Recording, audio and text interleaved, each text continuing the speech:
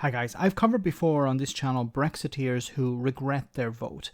In a sense, it isn't correct to call them Brexiteers, as they understand it was a mistake to leave the EU and would either support rejoining the single market or go all the way and become a member of the European Union again. But Boris Johnson's sister Rachel took a bizarre call from a lady who claims to be a Brexiteer and feels shame, but when pushed she sounded like any other Brexiteer, blaming the EU for everything that's going wrong. Have a listen. Maria in Doncaster. Hi, Rachel. Hello. Thank you for having me on. Pleasure. I have shame in saying I'm a Brexiteer. If I'd realised all the chaos it would have caused, I would never have done it. Right. I'm old big enough of you, to big of you remember. to say that. I'm old enough to remember a time before the EU, and we travelled, and it didn't stop us, and there weren't these holdbacks. We just had to get visas and stamps and what have you, and it happened. But these days, things are very much more convoluted, and I think that I don't feel sorry for people not being able to spend so much time in their second homes, I have to say. Okay, this isn't just about people spending time in their second home. This is also affecting people who just want to travel abroad, to go on holiday. It's also affecting businesses as well, because they need to use the ports as well. But what's interesting about this call is that she talked about before the EU, yes, we just had to get our visas and we had to get our passport stamped, and now it's more convoluted. No, it's going back to the way things were before there was the single market, before there was freedom of movement.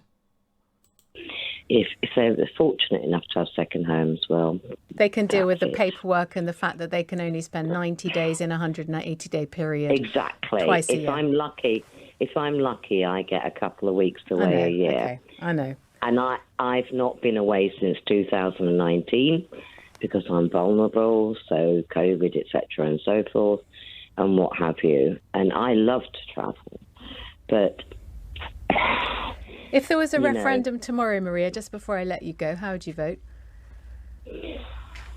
The referendum on what? Whether to leave or stay in or go back or have another confirmatory referendum, or with various other things decided, maybe go back into the customs union and single market, even as one Tory MP who lost the whip suggested. I don't feel like us coming out of the European Union should have caused this much grief in the first place. I think it's been caused by sour grapes, a lot of it. Okay, first of all, I want to say that I'm a little bit skeptical about this call, because some of the way she speaks sounds a bit strange, and I'm going out on a bit of a limb here, and I believe that this may be voice changing software. But if I'm wrong, I apologize and I take it back. But anyway, park that for a moment. Maria is trying to say that this is sour grapes. So she was given the option, would you vote to remain? Would you vote to rejoin? Would you vote for the single market? And she said, no, because this isn't the type of Brexit that we expected. We weren't expecting something like this. What? Yes, because you believed Nigel Farage and Boris Johnson when they told you that, yes, there would be no delays. Everything would be wonderful. Sunlit uplands. They need us more than we need them. For example, Michael Gove spoke back in 2016. I think it was on Sky News. There was an interview or a round table. And he told people in the audience that if they have second homes in France or in Spain, the status would not be affected.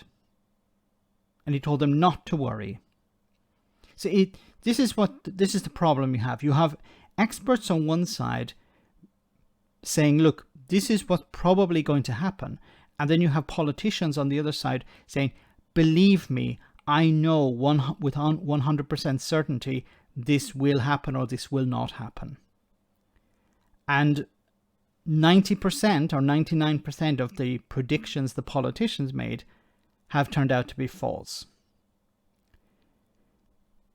And people will still say, well, it's sour grapes on the side of the EU, on behalf of the EU. The EU are angry with us for leaving. and they're just trying to punish us. And these delays are in some way the fault of the French because the French don't like us and they were not happy with us leaving and all of this crap. And the people who are pumping this narrative, of course, are the politicians, the ones who said back in 2016 and after 2016, there'll be nothing to worry about. There will be no checks. Of course, they're not going to carry out checks on us because they need us more than we need them. Let me know in the comment section, guys, what you think about all of this. As always, your comments are greatly appreciated. Thanks a lot.